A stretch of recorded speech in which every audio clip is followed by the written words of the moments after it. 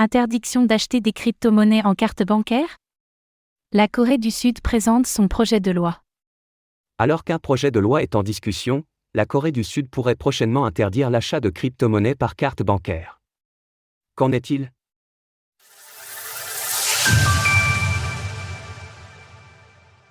L'achat de crypto-monnaies par carte bancaire va-t-il être interdit en Corée du Sud? Pourtant réputée en avance en matière d'adoption des crypto-monnaies, la Corée du Sud a vu l'apparition cette semaine d'un projet de loi qui pourrait interdire l'achat d'actifs numériques par carte bancaire. Plus précisément, cela s'inscrit dans un décret plus large de la Commission des services financiers du pays, portant sur les entreprises financières spécialisées dans le crédit.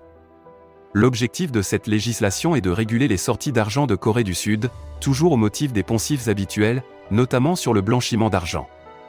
Des inquiétudes ont été soulevées concernant les sorties illégales de fonds nationaux à l'étranger en raison des paiements par carte sur les exchanges d'actifs virtuels à l'étranger, du blanchiment d'argent, de la spéculation et de l'encouragement des activités spéculatives.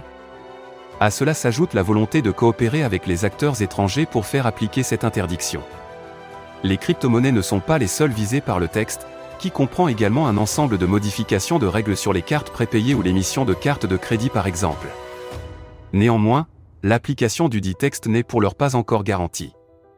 En effet, celui-ci observe encore une période de commentaires, et quiconque souhaiterait apporter son avis a jusqu'au 13 février prochain pour se manifester.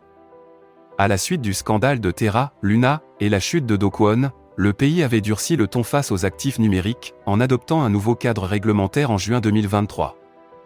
En outre, les résidents sud-coréens ne peuvent effectuer des achats de crypto-monnaies que sur des plateformes locales où ils ont vérifié leur identité, et ce, depuis 2021. En parallèle, la Corée du Sud continue les développements sur sa monnaie numérique de banque centrale, MNBC, et espère inviter 100 000 citoyens à tester son projet pilote d'ici la fin de l'année. Source: Commission des services financiers. Retrouvez toutes les actualités crypto sur le site cryptost.fr.